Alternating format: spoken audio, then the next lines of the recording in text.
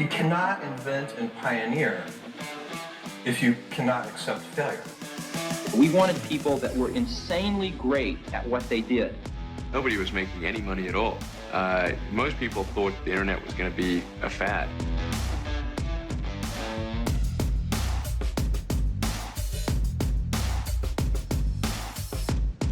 All right, today I have my friend, client, I don't know what we call our relationship, but I have Pranav on today. But the reason why I'm bringing him on, he was kind enough to invite me to a Vistage entrepreneurship event in Seattle with all these other founders that do at least 5 million in revenue. There were some heavy hitters there, Pranav, that I was very impressed by. But Pranav did a talk. And after the talk, I was like, can I bottle that up and make that a podcast? So he was kind enough to come on and give us a little sample of that. But Pranav, thanks for coming on today.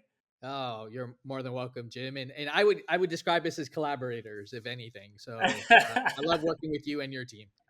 Yeah, no, it's been fun. And it's been, honestly, we'll get into some of the stuff, but you just think of things a little bit differently and uniquely. You have a way of getting clients that is extremely impressive. And it's all about this idea of predictable revenue. So, people listening, if you have a business or starting a business, this might sound obvious, but the most important thing is predictable revenue. Because as an agency owner, a lot of times you get business from referrals and it's great. But then as you want to grow, you're like, oh crap, how do I guarantee I get more business or leads or sales coming in? But Pranav, I'd love for you to talk like what when you think of predictable revenue, what does it mean, and like why did this become the foundation of your business? Thanks, Jim. So predictable revenue is a lifeblood of any company. To be able to grow, to be able to invest, you've got to find what I call hooks to attract customers, right? So these hooks are things that are going to get you noticed immediately.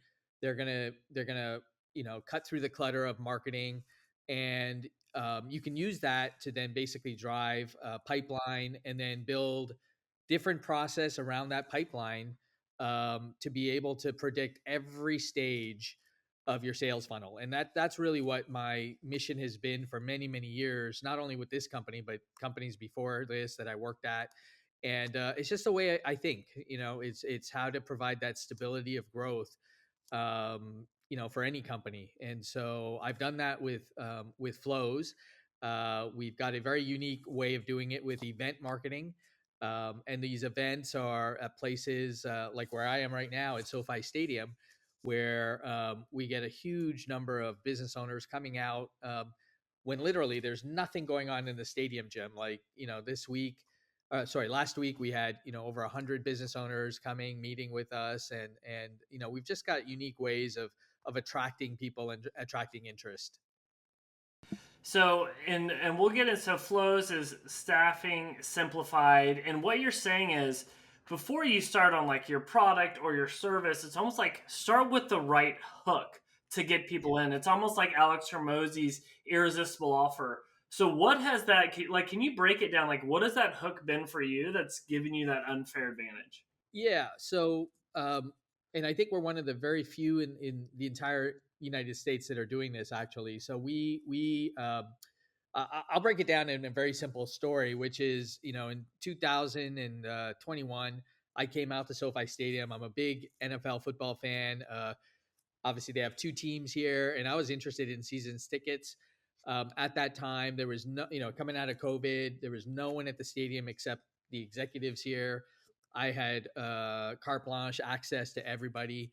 We started talking about, my business and opportunities, and they presented the opportunity of a partnership, of being able to, host, obviously at the suite for games and concerts, but not only that, a unique opportunity for what they called 365 access. So 365 access is using the stadium and different parts of the stadium every day of the week. And the light bulb went off, and I went, that's different. And so we started testing with a few events, how we could attract business owners out. And honestly, within the first few events, it was off the charts. I mean, we had incredible response, unlike anything I've ever seen. And so we developed a very, very long term, multi-decade partnership with SoFi. That led to NFL alumni. That led to many other, partnerships that we forged. And then, but we had to build sort of the process around that. And so we built a very extensive demand generation sort of process to be able to, um, put more fuel into the engine and get more results out of it at any time. So that's kind of the genesis of what happened, in this particular instance. Yeah. So essentially, you're able to get access to an NFL stadium, make it your personal office 365 days a year. And then that's the hook. Because guess what? If you want to talk to a prospect, like, hey, come watch a game, come see a concert in our suite. It's on us. We just want to talk to you about what you do or about what we do. Is that correct? Yeah, yeah. And look, a lot of companies, have suites, they invite guests, but the way we've done it is to really make it systematic, to be able to calculate our ROI at any moment on any event, based on, the people we're bringing out. So it's been an incredible journey, and we're expanding this quite a bit, and working with partners, like the Chargers, etc., who actually, even have us on their website, to help them, sell. So it's been getting a lot of attention. That's amazing. So, how do you make sure you get legit leads and prospects coming through, and you're not getting Joe Blow who bamboozles you just to get a free ticket to a football game? Yeah, I mean, we learned the hard way. Yeah, definitely. I mean, we would get all that right in the beginning, and we basically had to create this entire what I call lead generation framework, and it starts with data operations. So, data operations, we have an entire team, probably 50 or more people, that are scrubbing data, getting the right contacts. Uh, Business owners researching the companies. They're doing a whole 360, review to make sure that when we're contacting that person, they are potentially a qualified customer. Even when we do contact them and they initially talk to our people, we then we had to develop a checklist of qualifying, questions and responses to either opt someone in or out. And so it's quite an elaborate system. It looks simple from the user perspective, but from the insider's perspective, it's quite elaborate. And so then that way, we're making sure we're always connecting with the right people. Yes. So it's like, okay, we need to qualify them, make sure the right company size fit. Are you also looking at any signals or triggers where it's like, oh wow, they're actually hiring for these things on their website? So it's like they absolutely fit the criteria. Yeah, yeah, no, that's certainly one of the more simpler ones. But we use different software. For example, like Zoom Info's Insights and other tools like that provide us sort of signals, as you said, to help us narrow down and zero in on the right people. So we've got a web of technology that's helping us do that. Amazing. And do they do the demo of your service offering before the event, during, or after? Well, here's the interesting thing.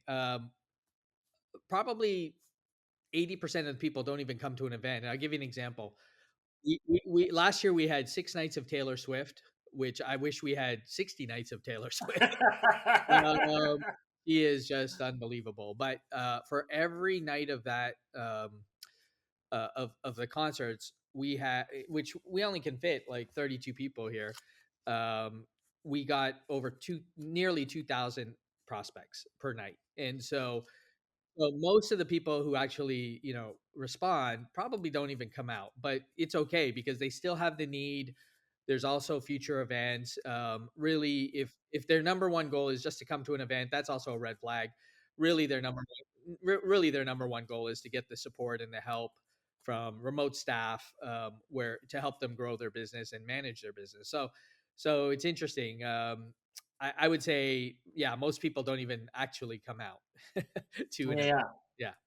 Yeah. Yeah, I mean, you're doing there's like account-based marketing, which is you have an offering that can support account-based marketing because of the contract size. Where for people listening, it's a bottoms-up approach where it's like I want Coca-Cola to be my client, so I'm gonna find the stakeholders there, market to them, and then get them to come. Like as we kind of loop this back to predictable revenue, do you know like how much outbound you need to do to get like people interested, to get prospects, to get people at the suite? Like, are you all dialing that in, or talk to me around how you manage that to get to predictable revenue? Absolutely. So I think over the years, several years, we've been able to understand the percentage conversion rate at every stage. So we understand, yes, the entire marketing to sales funnel, where we need to be, and those percentages are pretty dialed in. So the more you put in at the front end, the better data you have, and the more you can push through that,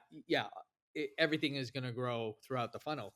And then we have to fine tune, every stage, which is where you guys come in too, where growth hit comes in, helps us fine tune things, other partners, and we're always looking to improve our percentages at every stage, whether it's booking a meeting, conversion on the website, conversion on the first demo, whatever it is. We're always looking to improve, because even a 1% percentage improvement is a big deal for us. Yeah. So it's funny as you're talking about this, I was like, okay, if the Sonics come back to Seattle, I'm gonna get floor seats and I'm gonna do what Pranav is doing. And I was trying to figure out how much floor seats would cost. Like, call it 50 grand, call it 100 grand a season. I don't know. Like, how do you think through the ROI? Because you have a suite. I was looking at suites at Climate Pledge. I was like, oof. I was like, that's a spicy meatball for me to swallow. Obviously, your business is bigger than mine, but like how quickly, like can you talk anything around ROI or numbers and how quickly you validate the cost of that? Because people hearing this, it's like I love to do that, but do I have the cojones or the infrastructure to pull it off? Well, yeah, that actually your example is perfect, because we recently, not recently, about 6 months ago, a logistics company signed up with us, who I know the owner, met him through a mutual contact. He has floor seats to the LA Clippers, just like what you said about the Sonics, and just two seats. Okay. But his biggest struggle in the logistics transportation industry is just there's so many players there. So he's already invested and you're right, it's six figures. It's at least 100,000 for that. But you've got 40, I think 45 or 48 games. Then you've got access to the concerts and access to other events, as a first right of refusal for being a season ticket holder. So there's a lot of opportunity. Now, your product is, or service that you're selling, is very important, because if it's what you're looking to do is find that customer that's going to give you business every month, not just one month. So if your customer, let's say, is a $5,000 a month customer, well, if you annualize that, hopefully it will be an annual contract at 60,000. How many of those do you need to pay these tickets? Probably not many, right? Like, you've got so much opportunity there. And my advice is, if you've got a product that's a high ticket, recurring revenue, this is a great way, to monetize it, especially if it is an ongoing revenue stream. Most companies are spending, 6 to 8% on marketing of their revenue. So I think it's one of the most effective ways to do it. And you can scale it. You can definitely scale it. So when you start with two tickets, then maybe you grow to four, maybe, yeah, like that. So there's lots of ways to work with these stadiums and these teams to come up with programs. Yeah. So you're in LA, so you have an advantage. There's a lot going on at SoFi Stadium, and there's lots of businesses there. Like, how, are you like you when you talk about scaling? It's like, oh, let me like do this model in New York, in Chicago, and also like, do you need feet on the ground, people there to help with in-person meetings, or do you think you don't need that? Oh no, you absolutely do. So we have a whole system of offsite and onsite sales reps that support this whole program. So, and it didn't start that way. I would say 3 years ago, honestly, I was the only on-site person because we So just you're going to every event ever in yeah, LA. yeah. In the beginning, that's kind of what we had to do, and then we got some support after that, and now it's sort of dialed in. We got our system dialed in, and now we know how we're going to grow it and in what cities and all that. But yes, you definitely need people on the ground because um, it's not just about hosting someone at an event, having a good time. When they're at the event, you're talking business. You're talking about how to get that contract signed, talking about their needs. It's that in person, which is a great also a great game changer of being face to face. So yeah, you definitely have to have people that are very competent to support you. Yeah, yeah. Okay, that's yeah. It's not just like here's your ticket, have a good day. It's like it's a networking event, right? So that needs to be happening. Gotcha. Dude, I just love that because so many because especially like because I have a friend, he's the CMO of a publicly traded company, does over 10 billion a year, and there's certain marketing efforts that need to drive pipeline. There's certain marketing efforts where you need to see the immediate ROI, but then there's other marketing efforts where you can have more of a long term view, right? Maybe it's building brand, maybe it is like driving pipeline, but it's for next year. I think this does a little bit of both, but you have to give it enough time to cook and to really drive that, right? Yeah, absolutely. And another aspect of this whole thing is you really need to have a competitive advantage. You have to have a product or service, and I talk to business owners all the time through my educational seminars that you really got to question your unique selling proposition. Is it really unique, and do you really have a competitive advantage? Because if you don't, um, any of this that we're talking about today is not going to work. And so my whole career, I've gone and worked with companies, and regardless of where I was hired, that's actually where I gravitated towards. And it was very interesting early in my career. Um, I just did what I thought was going to help the company grow, and I could have been hired in customer service or wherever, marketing, but overall, I found those opportunities each and every time. Um, to create substantial value, for the company and the customer. And when I look back, I was like, wow, that I can't believe I wasn't fired at all those places for not listening to instructions, but or directives. But that's just who I was, and who I am.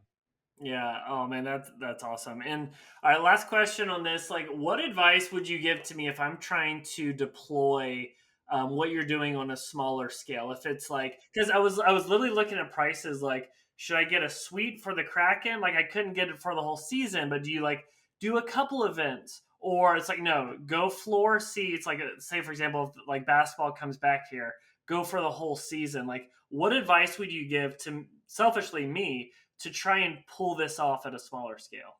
Yeah. So partner with Flowz. That's the first thing, and we'll work with you on that. But more importantly, I really think in your specific situation, I would probably go for the suite option, and the reason why is the floors are okay, but really the floors are. It's very difficult to have those conversations. You're right there. You're watching the game. It's loud. It's noisy, very very challenging. I think the suite option, and there's different options that arenas have. They have the four people sort of lofts type situations that aren't really a suite, but they're sort of like a mini uh, table sort of situation. 4, 8, 12. I mean, there's different options, right? So I would definitely go that route where you can really even get up, maybe go down, to a lobby area, like a lounge area, which most of these arenas have, and then really have that conversation. Uh, and you'll be able to bring, collateral with you to be able to display and show, case studies or whatever. And that's really key, is to be able to pull away from the event for a little bit of time and focus with that prospect. Okay, I still want to be on the floor, but what you said makes a lot of Yeah, no, I know. Yeah, yeah. And the funny thing is that logistics company, they started on the floor because the guy so is that was his move. He got the tickets as a point of differentiation to get the meeting on the floor. no, he had the seats for himself. And I was like, I'll call him John. I won't use his actual name. I'll say, John, like, why do you have these seats? Oh, I love the games. I bring my cousin, I bring my brother. I'm like, this is like your most valuable asset to attract people. So what happened was we started with him. We started giving him more prospects than he could handle, actually. And then he had to hire salespeople, and then he upgraded to what they call a loft here in LA, which is more of a four-person mini suite off the floor. So even though he wants to be right there in the action, his goal is to drive business. And so it was, you have to take away your personal wants and needs and really focus on the company and what the company needs. And yeah, that was a big move for him. But yeah, you've got to differentiate that. Yeah. Yeah. And people should really check out the Flowz website and how they're driving business through this funnel of events, because I've seen a lot of stuff and this is truly impressive. So I want to kind of go into nonlinear path and go back and like, can you give a little bit of background before Pranav, CEO of Flowz with over like 5,000 people, like go back to like, how did this all get started? Yeah, so it actually started many, many years ago, right out of university. I'm from Toronto, Canada, and so my first job, my first full time job out of university, was working with a startup cell phone company there called Rogers Wireless. So today, it's a multi-billion-dollar corporation, but at that time, I was probably one of the first 30 people working for this legendary entrepreneur, Ted Rogers. And so at that time, it was a wild west. I was hired in management, and really had carte blanche. I don't know why they gave me this ability to do this, but they said find opportunities for us to grow this business. And the one opportunity I found um, was that, and this is before the iPhones and all that, was that the cell phones could not get a voicemail. Like, if you got a voicemail on your cell phone, you didn't know you had it on your cell phone. And so we, I had a little bit of engineering background, and worked with the engineers and understood that the cell towers can call the cell phone. And I said, well, then if they can do that, they can call your cell phone and you can pick up your messages, right? And so we tested that, and I took it to marketing and took it to the CEO, and they made it into a product called mobile messaging. And at that time, mobile messaging, or any airtime, was chargeable by the minute, like something like a quarter a minute or something like that.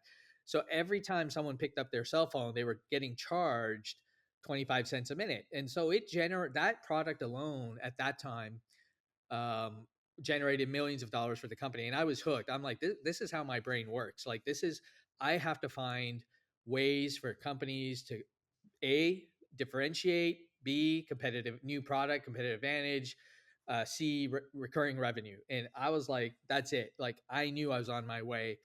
And so from that, Ted Rogers actually wrote me a letter to get into MBA school. Look, I was 22, 21, 22 at the time.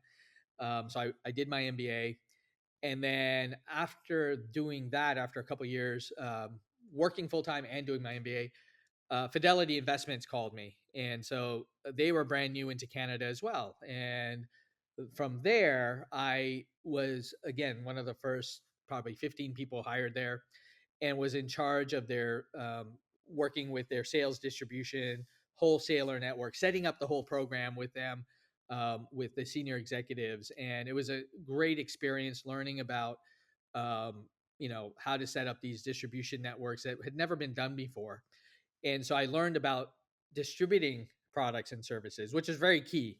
How are you going to do that? How are you going to get the right people to do it, incentivize them to sell your products? And so that was a great experience for me. All learning that I would never have been able to replace. But from there, it was the most important experience, which is I moved to Los Angeles. So this is in the late 90s, the first internet boom. And I started working. I took about 6 months off, but I started working for a company called PC Mall. And so PC Mall is it's still public. It's called PCM nowadays, but back then they were one of the first mail order catalog computer, buy your computers through mail order, right? Like gateway computers and all that.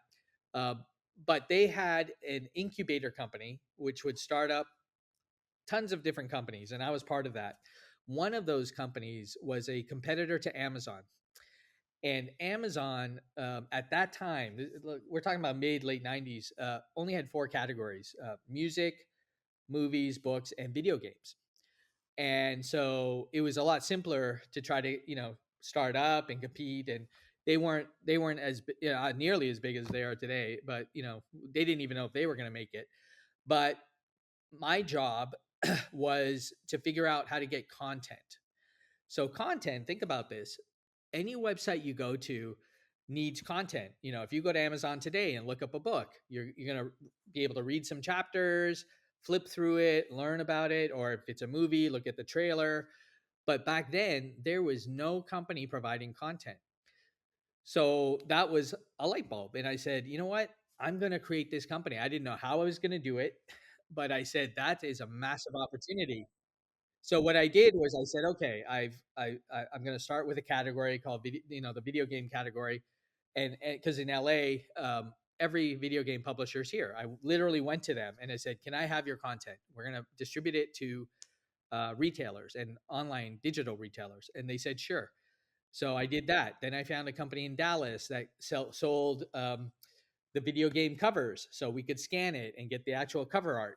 So, and this is where I started my first organization in India to put all this data together in a database. And then I found a partner in New York, which was called Muse, and they were funded by and owned by Jerry Garcia of the Grateful Dead. And so, yeah, and so luckily they were on board with this because they were big in the music industry, obviously distributing products, but they wanted more content. So we partnered with them.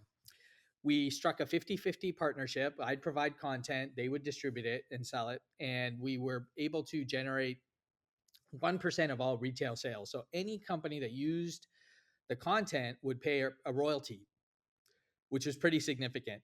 And again, it was just thinking about the opportunity, thinking about the recurring revenue, the competitive advantage, and it was a huge win.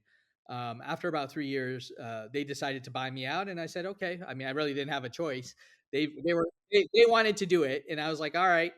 But that's when from there, I basically took that, started my own company, which I said I never wanted to sell out again. But all through this journey, it was all about just finding those opportunities for significant growth, regardless of what my role was. I don't know. I just always gravitated towards doing that. Yeah. Yeah, it's kind of following the opportunity as opposed to forcing things and then kind of learning along the way. And like, how do so Flowz, formerly Office Beacon, talk about like, the origin of that? Because I mean, you both had to be like really large in scale, like over 5,000 people. It's insane what you're doing. Like, what were the early days of that, and what was the opportunity you followed there? So, great question. So, basically, I came across through another person uh, information about this emerging business or industry in India, and through a research paper. And I don't know, in my mind, when I hear something that just immediately clicks, I'm like, that's it. And so I said that was it. That was back in 2000. So I literally, within a week, got on a plane, went to India. Now I'm Indian, but I didn't grow up there. So I went to my hometown of where my family was from. I said, I guess that's where I'm going to go. And of all the cities, that it could have been any city there. But basically, I rented an office. I figured out how to rent an office there, hired a few people, bought some computers. Again, no family involved. Okay, so And this even is though money from your previous exit, so you're bootstrapping all this yourself. totally bootstrapping. And so officially launched 3 days before 9/11, which unbelievable, like September 8th, 2001. And then I was basically cold calling companies. I just said I didn't know what I was going to do. I didn't know what I was going to sell. I just said I'm going to, there was no safety net. I just said I have to make this work. And so fortunately, I was in the early days was able to get some really marquee clients like Smart and Final, which is a big retailer, grocery chain here. state of California did their payroll. I just got really fortunate. The timing was unbelievable, and um, I was pretty good at sales. But then there was all the quality control, teaching people. I didn't have venture capital or private equity. I just simply had to do it myself. So during the day selling, in the nights training, it was nonstop and traveling and just getting things done. It was a hell of a ride, I tell you. It was a lot of So work. you stay. So I'm always impressed. Like you literally just have an office, you open up shop, and you're like, I have a phone. I will start selling. What advice would you give to people? Because my friend has this framework, EO friend, where it's sell, launch, then build. Because most people build, they launch, and then they sell. And you kind of took that approach. You're like, I'm just going to start selling. How did you get those first few deals? Like, are you giving crazy discounts? Are you selling a dream? What advice would you give to people that are making those first few sales? Well, I think you just got to know what the hook is. So you got to know, for me, it was okay. Within the first minute, what am I going to say to this person to get them interested? And the first, month of calls were rough because my message wasn't right, and I didn't, figure out what that hook was. And when I did figure it out, and I could find out what that competitive advantage they were looking for, then it was easy. Then I could, then I, so you really have to figure out, how to get their attention. Nowadays, it's very difficult to just cold call and do that. But back then, it was easier to get people on the phone, but you just needed to know like how to capture their attention, and that was just something I was good at doing. Yeah. No, very nice. And I think it's also you said something in there like the first few months were rough or whatever time frame that is.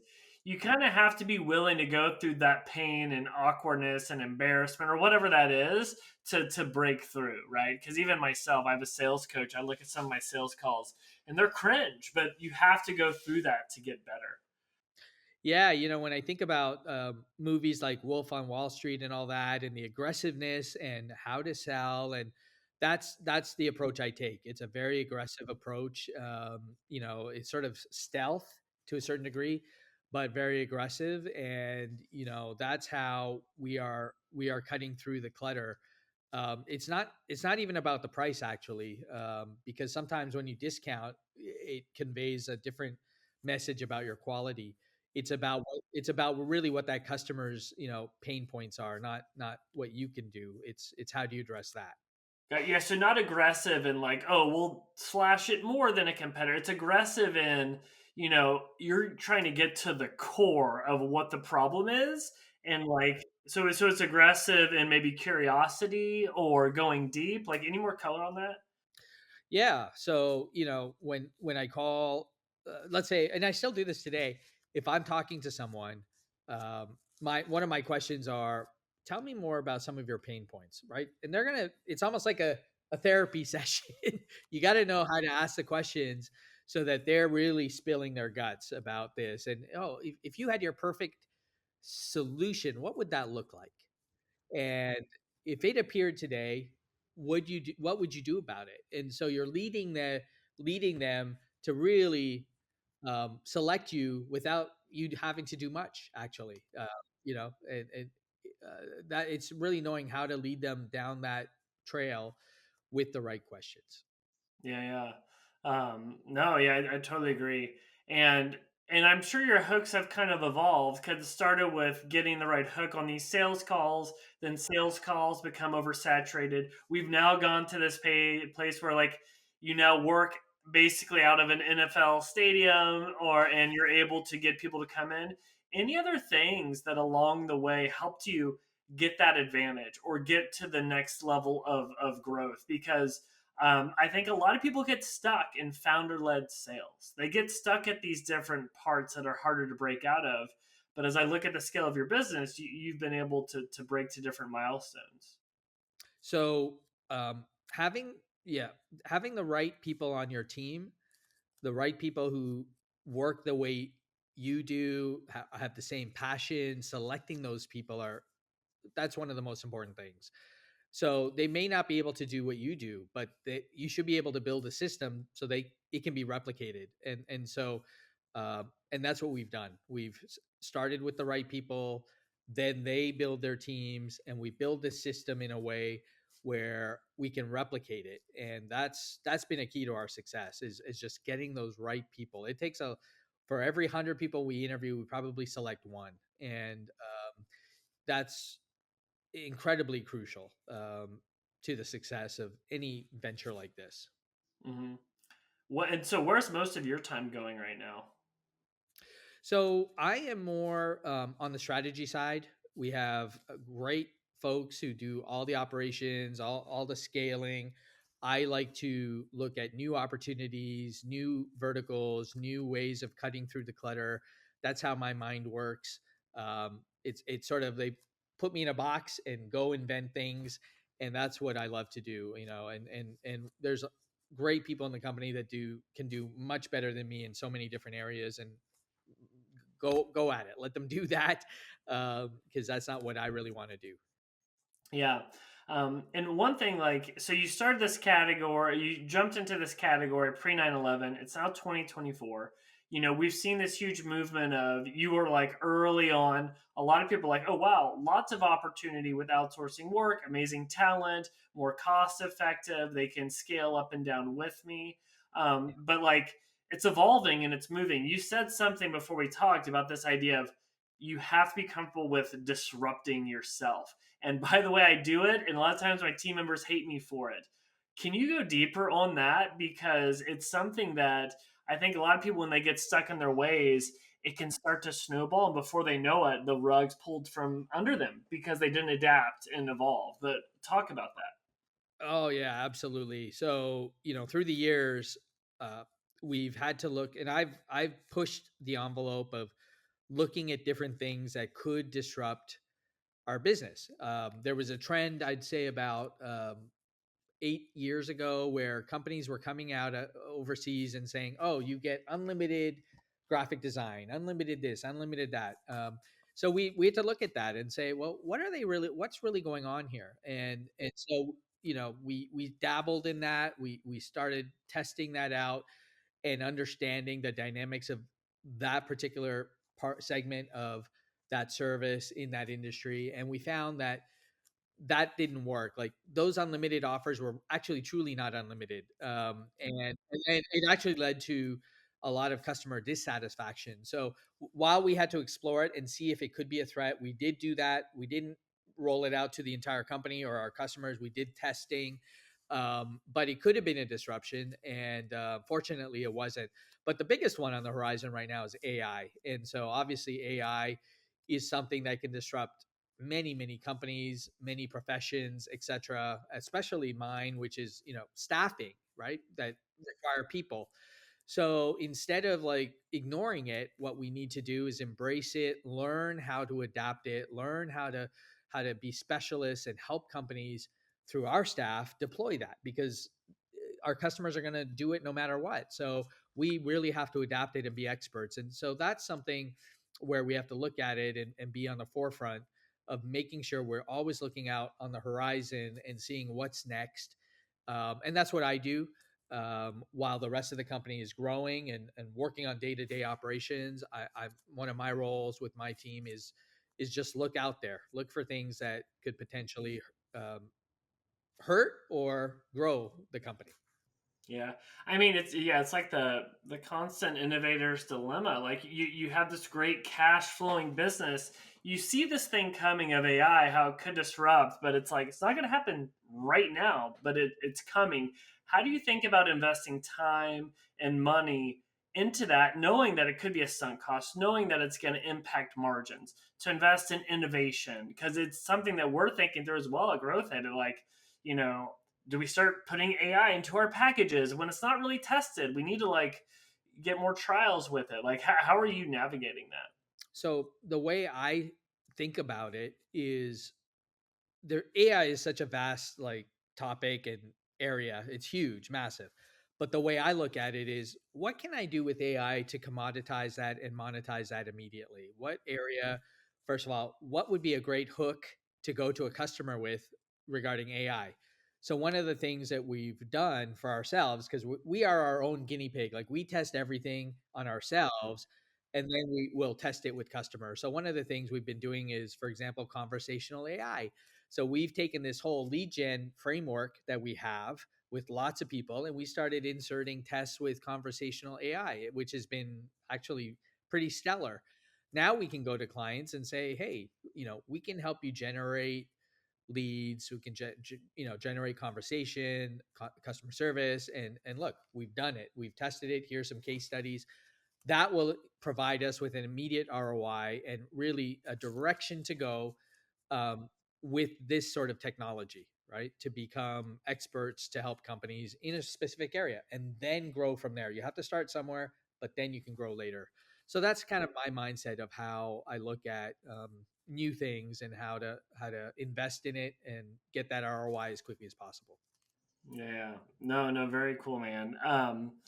So like as you look at like where you're at with Flows, like what's the end goal? Is it like I want this to be my legacy and pass it down to the next generation, or is it like going for an exit, or it's like I just enjoy what I do, so I'm gonna keep it going. Like, did you think about that stuff? 100%. My goal from forever, since I started thinking about business, was really to create a multi-generational family business. I'm not interested in exiting. I'm not interested in getting partners, investors. What I'm interested in is creating a company that can withstand the test of time, and also, set it up for, future generations of the family to be able to get involved and grow the company in different ways. That's really my main goal for this entire thing. Yeah, and like, can you speak to anything on the size or scale of where Flows is at, so people have an idea? Sure. I mean, we've got, um, like you had mentioned before, thousands of employees in countries like India, Philippines, South Africa, Mexico, um, uh, working from offices that we own in those countries, and revenues are significant. That's all I can say about that, but it's pretty significant. And there are companies definitely bigger than us, but most of them are public, and that's not something I want to do. So we've been able to control our destiny, control our growth rate, control, kind of the way we're scaling. So I'm very pleased about that, and I think that, the future is very bright, for this company. Yeah. Totally. I think it's a category that is becoming more and more mainstream, and you're early on to it. Two more questions, Pranav, and then I'll let you get on with your life.